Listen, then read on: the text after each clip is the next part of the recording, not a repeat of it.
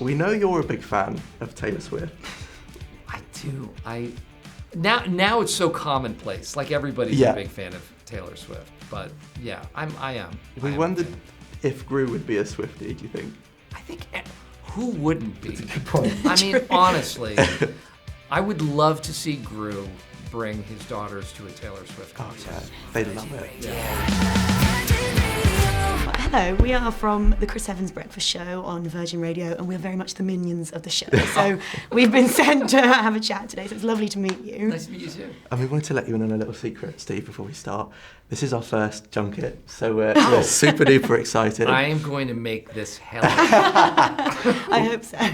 we were gonna say we will be asking for feedback at the end, maybe a grade if that's all Sure, right. of course, That'd be great. I'll be taking little notes. Excellent, Bear in fantastic. mind. So 7 years since Despicable Me 3, so tell us, where do we find Gru in Despicable Me 4? Well, Gru has entered into, I don't know if they have it here, it's called witness protection. Yeah, It's I sort of, think you so. have to assume a new identity and you have to sort of assimilate into a different town and hide because your life is in danger. So Gru's life is in danger. His family's lives are in jeopardy. So he moves to this small suburban town and they try to, they all take different names and different identities and try to fit in. So that's where this one picks up. Love it. And he's been on quite a journey since the first film. Yeah. Gru kind of goes from villain to hero, occasionally back to villain, back to hero again. But we love him all the time. He's definitely a kind of a likable villain. What's the key to playing that? Well, I think he's a guy who is inherently good, but he's always denying the fact, like he's trying to fight against the fact that he's a good person. Yeah. And he wants so desperately to be bad, but he's just naturally good. I think we definitely see that in this film, especially with his son, right?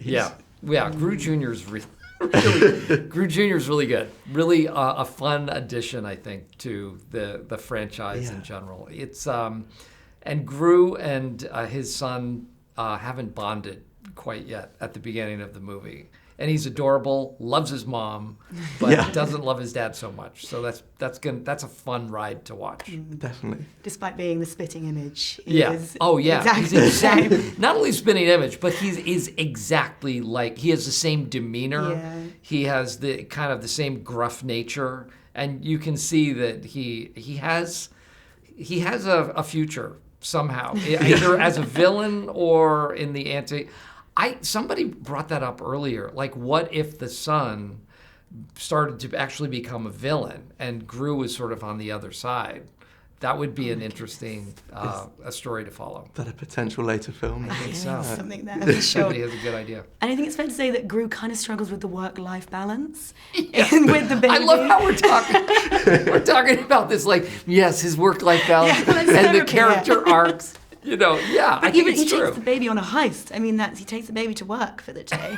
Is that something you could relate to? Have you ever had to take your own family to work? No. Actually, no. We kind of kept our kids completely separate as they were growing up. So they had a vague idea of what my wife and I did, but not firsthand. It's not like we ever brought them to set or expose them to any of that stuff. We kind of wanted to leave that apart. And are they fans of Gru, Despicable Me? They love it. They were little. This series came out 14 years ago. So they were young. They're 20 and 23 now. So they grew up with it. Perfect And age. sort of unironically still love it. We're going to say that's almost exactly the same age as us. Yeah, and there is like this kind of undying love for it. Yeah. I don't know. I don't really know. I mean, you could probably tell me better, like, why that is, because it's ostensibly a kids movie. It's a family movie. I mean, I think a lot of the jokes are kind of tailored to adults as well, but it seems to have resonated with teenagers. Like the last one that came out, there was this viral thing that happened in the States where young, like, teenage boys would dress up in suits and go, they called them gentle minions, and they'd go to the movie, like, as big groups, and again, unironically, really out of nostalgia. So I thought that was fun. Yeah, definitely. Let's talk, Steve, about the Mega Minions. Oh my God. Introduced in this film for the first time. Yeah. My favourite is Mega Mel. I think that would be me. I channel a lot of Mel. Now, I which think. one? What is Mega Mel? What is his power? The laser. Oh, the laser. But quite difficult to control, that laser. Well, that's what makes me laugh about the Mega Minions, is that you find that no matter what kind of superpower you give the minions, they're still minions, Yeah. and they're still going to mess it up. Absolutely. And it isn't necessarily going to be helpful. Yeah. Superpowers. We were wondering, what would Mega Steve look like? What would be your Mega Minion superpower? I keep going back to, because one of my favorite gadgets that Gru has is the freeze ray. So maybe Mega Steve is a Steve that could fly. Yeah. And could freeze people. Excellent. So I hover over and then freeze people in line. Because I love the idea. There was one scene in one of the movies where he freezes everybody in line in front of him at a coffee shop so he could get his horse first.